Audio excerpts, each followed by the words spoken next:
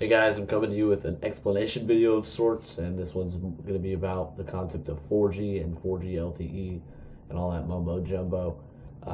It's an issue that when people talk about different networks like AT&T and T-Mobile and Sprint, Verizon, and etc., people get really confused about which network has what, and so it just gets kind of all muddled.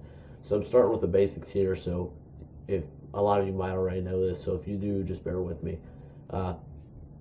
AT&T and T-Mobile are what's known as GSM networks, which I don't know any other way to put it than to distinguish it for you than they use SIM cards.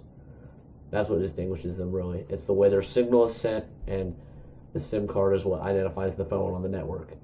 And Verizon and Sprint are what's known as CDMA carriers, which obviously they don't have SIM cards, and the phones register on the network a different way because they lack SIM cards. So the way their signals are broadcasted are different, and there's a lot that's different, but that's just how I want to identify it for you right now. There are different types of signal that lead up to 4G and 4G LTE.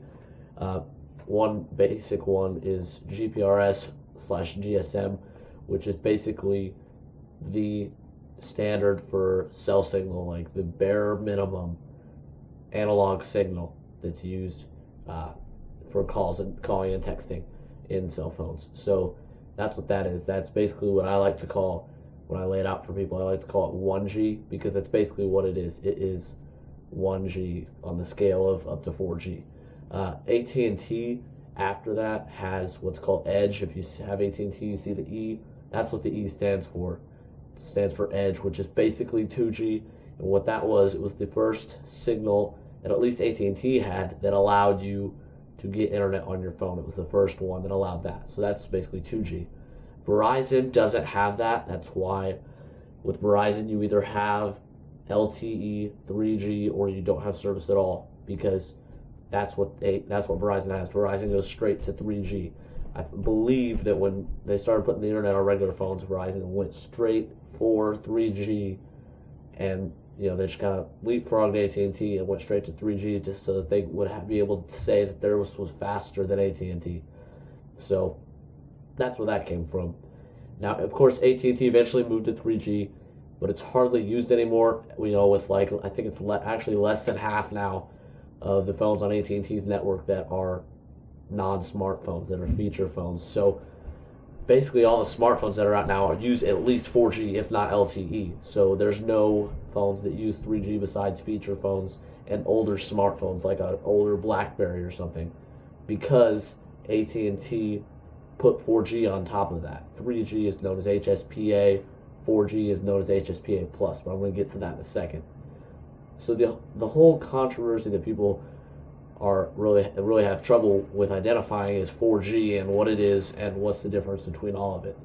4G, just basic 4G, is called HSPA+, which is basically upgraded 3G, which is why I don't think that they should have called what they call 4G 4G. I think they should have saved 4G for LTE, because going from 3G to 4G is not that big of a speed difference, but 3G to LTE is huge. LTE is so much faster.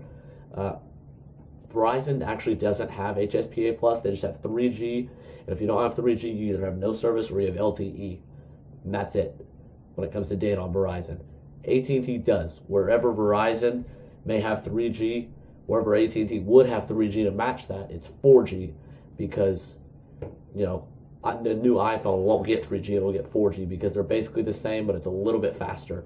Nothing to speak of, really.